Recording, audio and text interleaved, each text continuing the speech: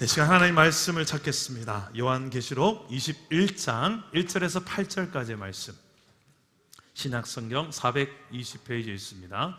요한계시록 21장 1절에서 8절까지의 말씀을 교독하겠습니다.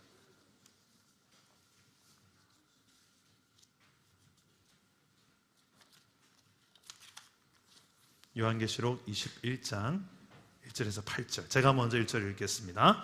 또 내가 새 하늘과 새 땅을 보니 처음 하늘과 처음 땅이 없어졌고 바다도 다시 있지 않더라. 또 내가 보니 거룩한 성 새 예루살렘이 하나님께로부터 하늘에서 내려오니 그 준비한 것이 신부가 남편을 위하여 단장한 것 같더라.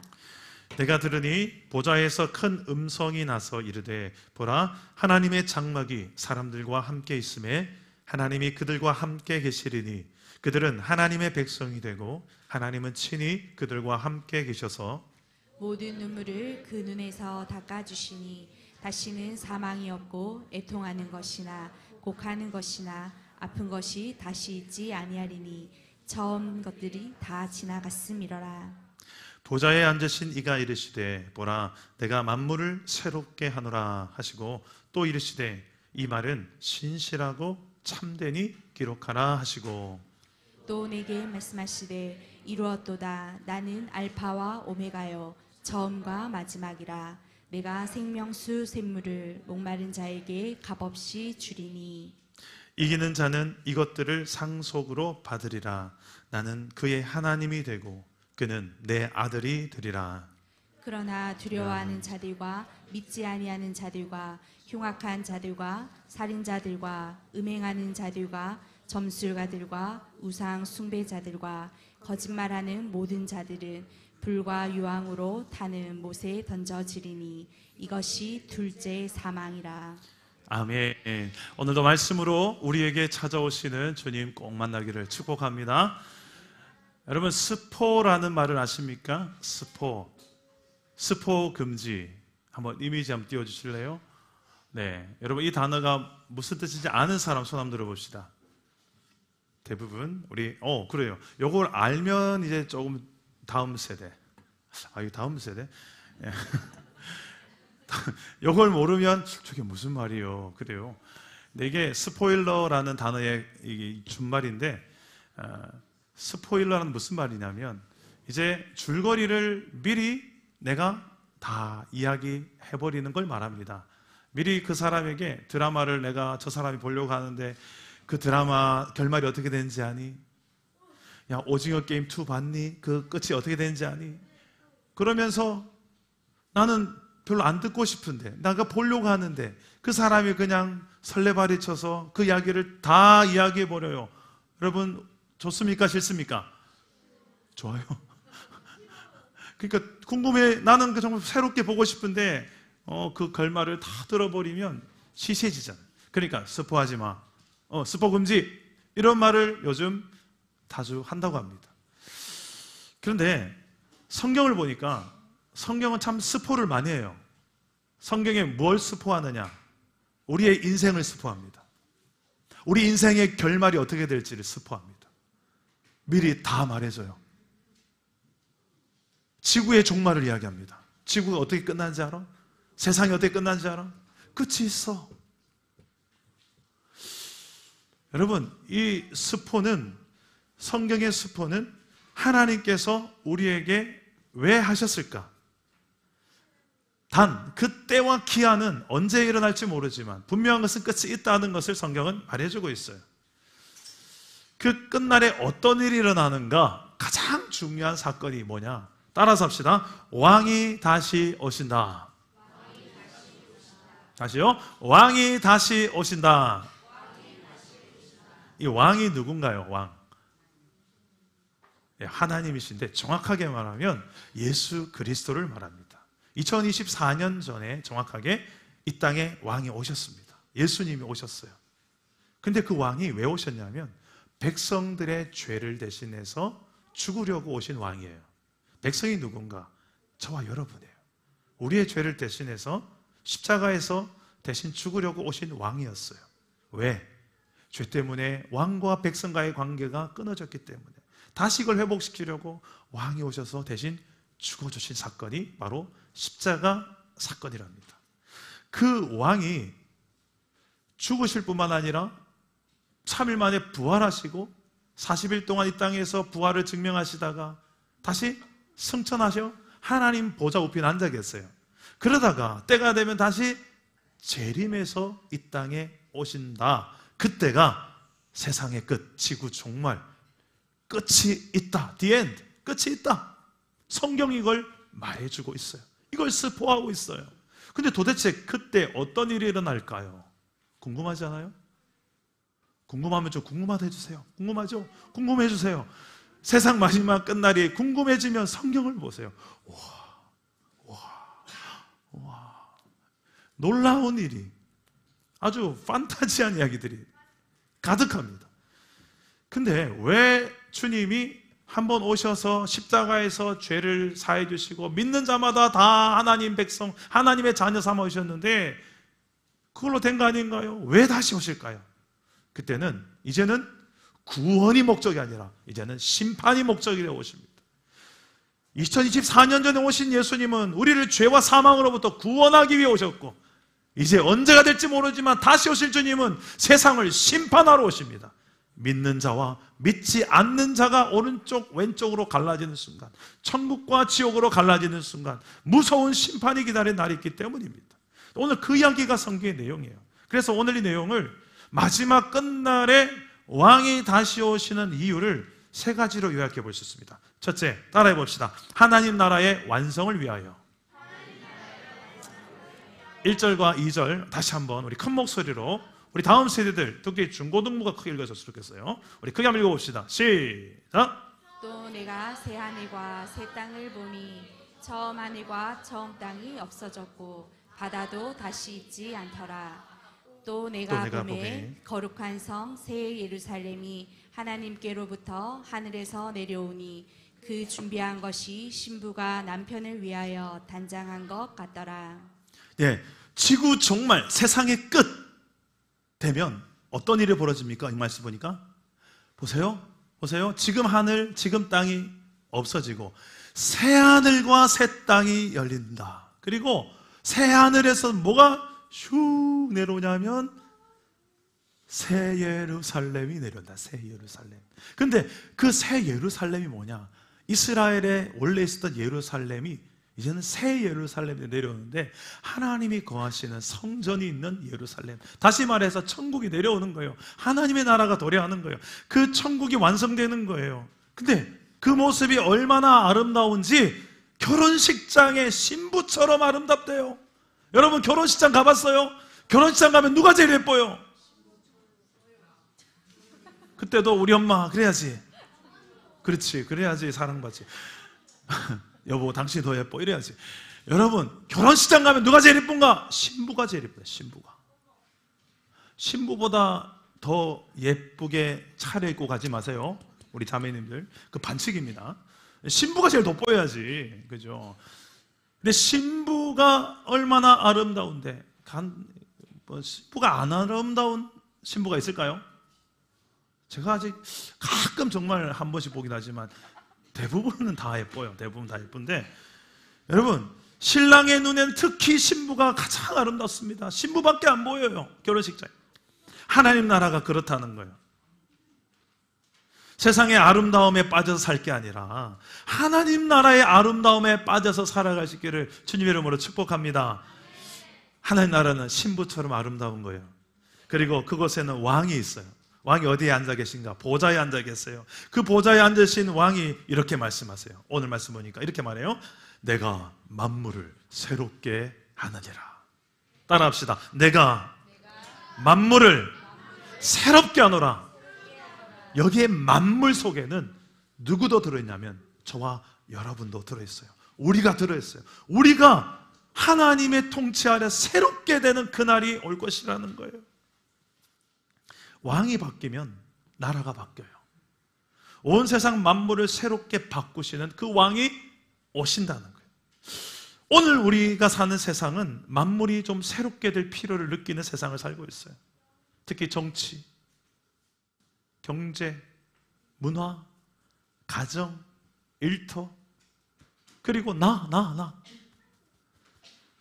새롭게 될 필요가 있는 존재들이, 환경들이 얼마나 많습니까? 왜 그렇습니까?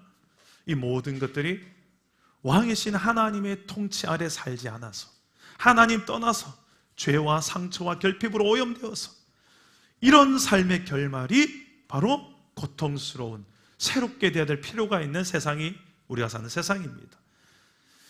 그래서 하나님은 그 고통을 없애주고 그 고통 없는, 죄와 사망이 없는 하나님이 통치하는 나라로 새롭게 하기 원하세요. 그 주님이 다시 오신다는 거예요. 아니, 이미 오셨죠. 성경을 보면 하나님 나라는 두 가지 용도로 사용됩니다. 주님이 다시 오실 것이다, 그때 하나님 나라가 완성될 것이다 만 이야기하는 것이 아니라 이미 오셨다. 2024년 전에 그때부터 누구든지 예수를 믿는 자마다 이 하나님 나라를 미리 스포하듯이, 미리 경험하듯이, 미리 살기 시작하는데 똑같은 왕이에요. 다시 오실 주님이나 이미 오신 왕이나 똑같은 그분이 오신 거고 오실 거예요. 그분이 왕이신데 그분을 믿고 영접하는 자마다 내 삶이 천국이 되는 거예요. 내 삶이 이 아름다운 새 예루살렘이 되는 거예요. 그렇게 오늘부터 영원까지 주님이 언제 오셨든지 그게 중요한 게 아니에요. 이미 나는 그분이 내 안에 오셨으니까 나는 천국을 살기 시작했다. 할렐루야. 이게 성경이 말하는 천국이고 하나님 나라예요. 천국은 성경을 보면 공간의 개념으로 비춰지기 쉽지만 사실은 통치의 개념, 통치의 개념. 그분이 내 안에 이제 통치하신다. 그분이 만물을 새롭게 하는 것만 아니라 나도 새롭게 하신다. 이 앞에 있는 이근준 목사도요, 예수님께서 통치하시는 그 삶을 살기 전과 살고 난 다음이 너무 달라졌어요. 그게 22살이었어요. 이런 변화된 삶을, 주님이 내 삶을 새롭게 하는 삶을 사니까 세상에 무서울 게 없어져요. 왜? 내 안에 그분이 다스리시니까, 내 안에 그분이 주인되고 왕이 되어 살아가니까 세상에 무서울 게 없어지더라. 좀 공부 못해도 돼요. 좀 재능이 떨어져도 돼요. 좀 돈 없어도 돼요. 좀 외모가 좀 이래도 괜찮아요. 제가 그분을 만나니까요, 그 모든 게 문제가 안 되더라고요. 왜? 그분이 내 모든 문제보다 더 크신 분이시기 때문에 그래요. 그리고 그분은 영원하시기 때문에 그 영원한 나라를 가지고 내게 오신 거예요. 자, 이제는 이 나라 네 끼다. 하나님 나라 와라. 컴온. 내가 너를 부른다. 그게 예수 믿는 거예요. 그게 내 삶에 오는 거예요. 하나님 나라를 가지고 내 삶에 오신 분이 예수님이시고 그분이 다시 오신다는 거예요. 왜?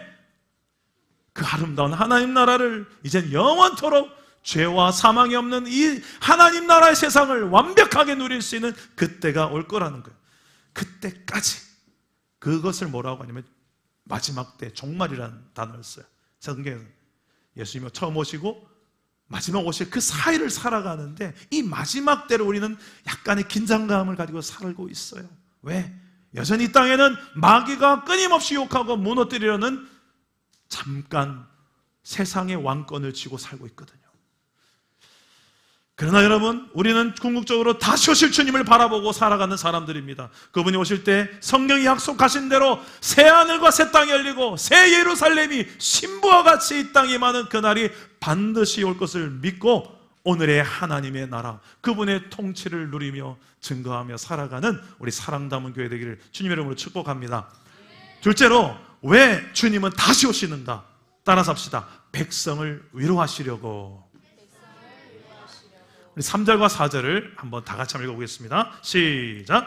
내가 들으니 보좌에서 큰 음성이 나서 이르되, 보라, 하나님의 장막이 사람들과 함께 있음에 하나님이 그들과 함께 계시리니 그들은 하나님의 백성이 되고 하나님은 친히 그들과 함께 계셔서 모든 눈물을 그 눈에서 닦아주시니 다시는 사망이 없고 애통하는 것이나 곡하는 것이나 아픈 것이 다시 있지 아니하리니 처음 것들이 다 지나갔음이러라. 아멘. 자, 무슨 말씀이에요? 하나님이 친히 그들과 함께 계셔서 모든 눈물을 닦아주신다. 여러분, 백성의 눈물을 닦아주시는 왕이 바로 우리가 믿는 하나님인 줄 믿으시길 바랍니다. 6절과 7절에 보니까 그는 내 아들이 되리라. 무슨 말이냐면 이렇게 하는 거예요. 너는 내 아들이다, 내 딸이다. 이렇게 하는 거예요. 아들아 이리 와, 딸아 이리 와, 눈물 닦아줄게. 이게 마지막 날에 우리가 경험할 하나님의 나라예요. 이 말씀이 예수 믿는 저와 여러분이 바라보고 살아가야 될 모습입니다. 오늘을 사는 오늘이 고통스러운 사람들이 있을 거예요. 이 땅의 여러 가지 아픈 현실들 때문에, 힘겨운 상황 때문에, 가정의 아픔, 직장 생활의 고통, 한국 교회의 안타까운 현실, 나라, 정치, 민족의 고통, 저 세계의 전쟁 가운데 오늘을 사는 게 걱정과 두려움, 힘겨움, 눈물로 사는 분들이 있을 거예요. 그리고 그 가운데서 예수 믿고 복음을 위해 살다가 고난을 당하고 핍박을 당하고 순교하며 억울하고 힘듦을 당하는 분도 계실 거예요. 그럴 때마다 저는 오늘 이 말씀이 생각났으면 좋겠어요. 자녀의 눈물을 닦으시고 아들과 딸이라 불러주시면 눈물 닦아주시는 아버지의 위로를 경험하며 그 위로와 소망을 또한 세상 가운데 증거하며 사는 교회가 되기를 주님의 이름으로 축복합니다. 아까 불렀던 찬송 너무 좋죠. 너의 눈물 닦아주리라, 너의 한숨 거둬주리라, 너의 아픔 씻어주리라, 너의 고통 지워주리라. 할렐루야. 이 하나님이 반드시 우리의 아픔과 눈물들을 다 아시고 닦아주시라고 할 거예요. 지금도 자녀들과 친히 함께 하시며 눈물을 닦아주시는 분, 우리의 위로의 주님을, 오늘의 그 하나님의 위로를, 오늘의 하나님 나라를 경험할 수 있어요. 그게 예배고요. 그 여러분의 일상 속에서 얼마든지 그분을 만날 수가 있어요. 위로의 주님을. 단지 나만 위로를 받는 것이 아니라 나를 통해서 위로가 필요한 사람들이 세상에 너무 많아요.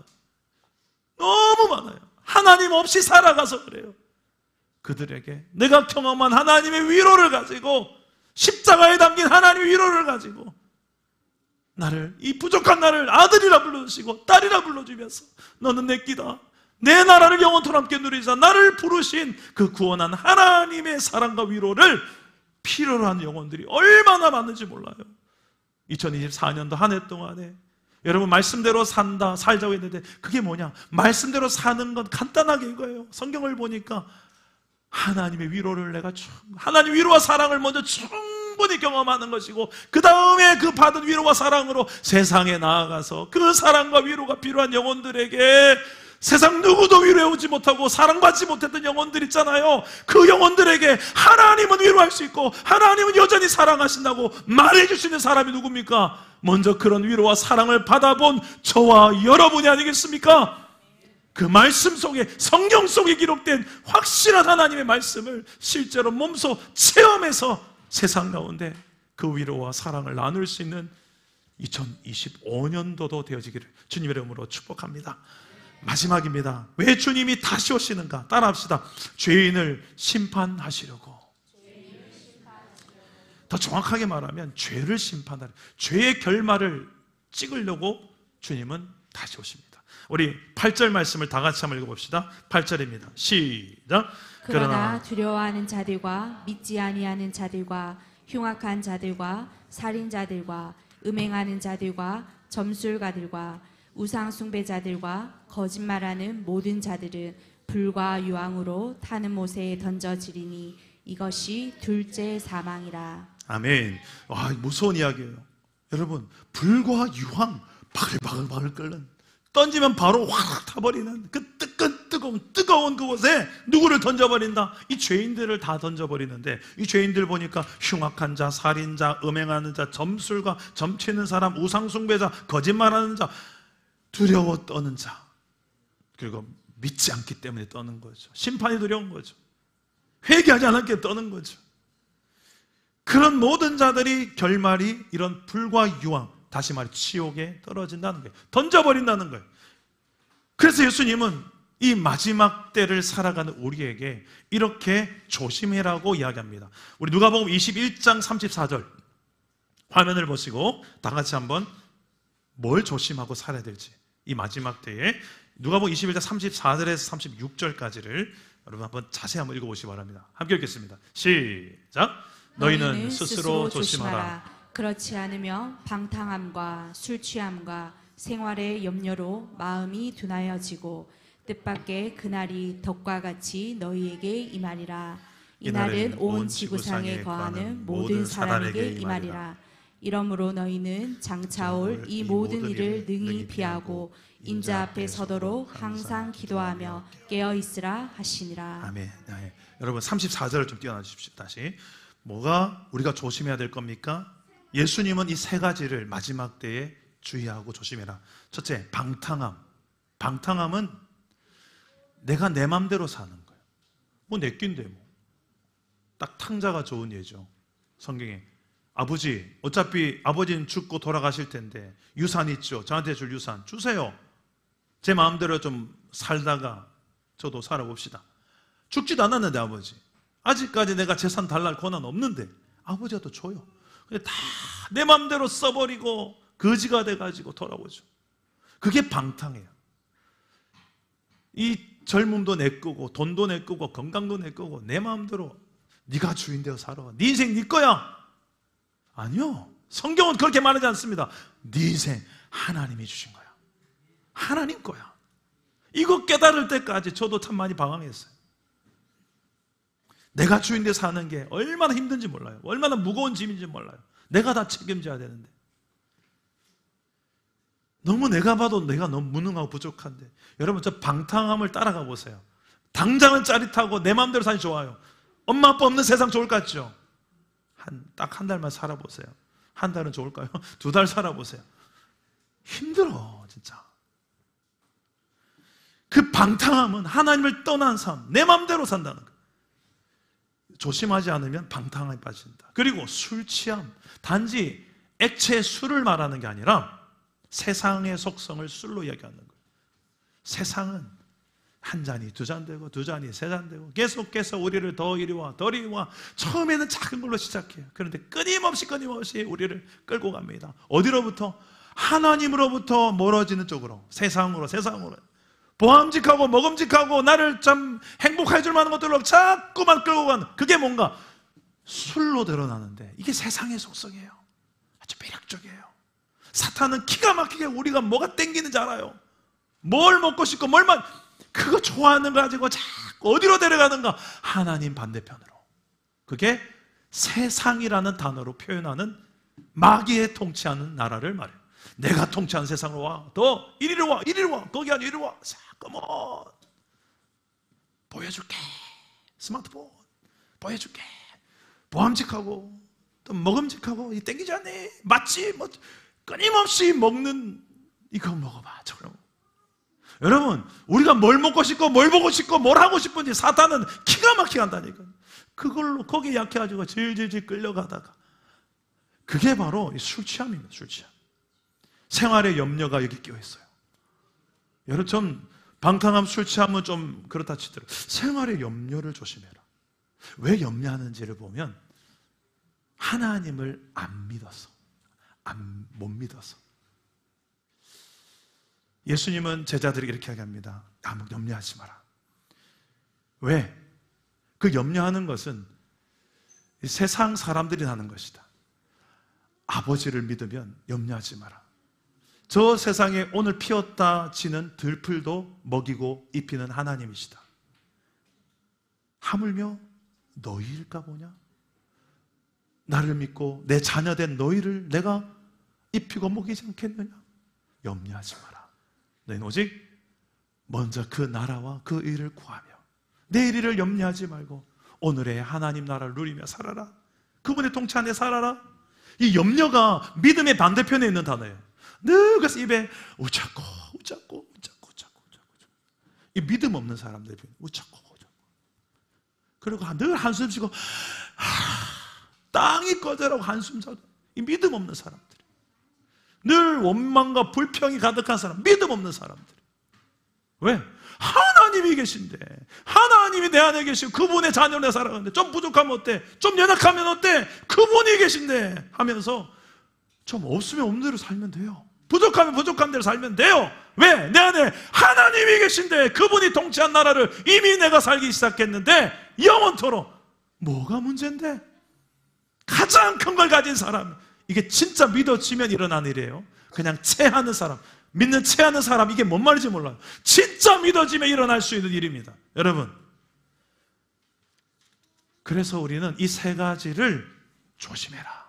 그렇지 않으면 언제가 될지 모르지만 덫과 같이, 갑작스럽게 도둑과 같이 주님이 다시 재림하실 때에 내가 어느 순간 주님과 이렇게까지 멀어져 있었구나, 어이구 내가 이렇게까지 주님이 멀어졌구나, 주님이 이제 느껴지지 않는 마음이 어떻게 된다고요? 둔해진다. 이 많은 것들이 내 마음을 둔하게 한다. 뭐로부터? 하나님으로부터, 그 나라로부터. 그분은 내 안에 분명히 계신데, 그분은 통치하고 계신데 내가 무감각해서 못 느끼는 거예요. 뭐 때문에? 방탕함과 술 취함과 염려 때문에. 주의해라. 그리고 깨어 기도해라. 그래야 너희가 마음이 둔해지지 않는다. 주님으로부터. 말씀을 좀 정리하겠습니다. 이 하나님의 나라를 우리가, 주님은 성경에 스포하고 있습니다. 세상의 끝날에 완벽한 하나님의 나라가 이 땅에 도래할 것이다. 그런데 그날을 기다리는 것도 중요하지만 이미 예수님이 이 땅에 오실 때 그 나라를 가지고 오셨다. 그 나라를 믿는 자들마다, 예수를 믿는 자마다, 십자가 예수, 부활 예수를 믿는 자마다 주려고 가지고 오셨어요. 그분이 통치하는 삶을, 내가 너희를 새롭게 하리라, 만물을 새롭게 하리라, 네 삶을, 네 가정을 새롭게 하리라, 내가 통치하면 돼. 그분이 오셨어요. 그분을 믿고 왕으로 영접하는 자마다, 그분의 주권을 인정하며 왕권을 인정하며 사는 자마다 내가 주인이 아니라 그분이, 하나님이 주인입니다. 이걸 내 삶의 모든 영역에, 물질의 영역, 건강의 영역, 내 모든 삶의 성품의 영역, 모든 영역에 당신이 주인입니다. 주님만이 왕이십니다. 이걸 실제로 살아내는 만큼 저는 오늘의 하나님 나라를 누릴 수 있다 봐요. 구체적인 행동이 뭔가? 말씀과 기도예요. 그 말씀과 기도를 내 삶으로 꾸준하게 올 한 해처럼 큐티 나눔하고, 또 기도하고, 셀별 모여서 또 은혜 나눔하고, 이런 삶이 쭉 지속될 때 어느 순간부터인가 내가 말씀을 붙드는 게 아니라 말씀이 나를 붙들고 어디론가 데려가요. 말씀의 힘이 나를 끌고 간다니까요. 내 입으로 안 되는 거 말씀이 나를 데리고 사게 한다니까요. 이게 경험될 때까지 우리가 해야 될 것은, 내가 어떻게든 말씀 공동체 안에 함께 속해서 점점 마음이 둔해지는 쪽으로 가지 말고 말씀 쪽으로. 2025년도도 이제 얼마 안 남았습니다. 올해 마무리를 여러분 이렇게 했으면 좋겠어요. 하나님 나라 통치를 남겨진 이 한 해에도 좀 더 많이 우리가 누리고 경험하고 세상 가운데 좀 증거하고, 새해를 더 힘있게 그 나라로서 출발하는 우리 공동체 되기를 주 예수 이름으로 축복합니다. 우리 함께 찬양하고 기도하겠습니다. 비준비하시니 우리 함께 찬양하겠습니다. 우리 주는 위대하시며 우리 주님의 크심을 바라보며 찬양합시다. 우리 주는 위대하며 능력이 많으시도다. 그의 지혜 무궁하며 인자는 영원하도다. 상한 자를 고치시며 상처를 싸매시도다. 별들의 수도 세십니다. 하물며 우리를 모르시겠습니까? 이름을 붙이셨도다. 예, 그가 구름으로 하늘을 덮으시며 땅을 위하여 비준비하시니 예루살렘아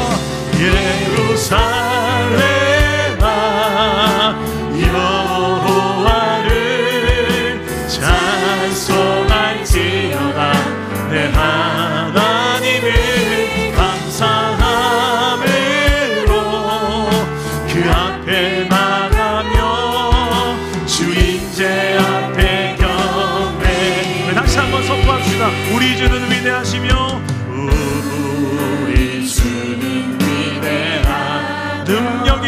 많으시도다.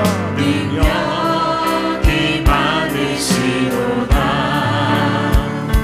그의 지혜로 구하며 인자는 영원하도다. 상한 자를 고치시는 분이십니다. 상한 자를 고치시며 상처를 싸매시도다. 별들의 수를 세시며 이름을 붙이셨도다. 그가 구름으로 하늘을 덮으시며 땅을 위하여 비춤이. 다시 한번 그가 구름으로 하늘을 덮으시며 땅을 위하여 비춤이하시니. 예루살렘아 예루살렘아 여호와를 찬송할지어다. 내 하나님을 감사함으로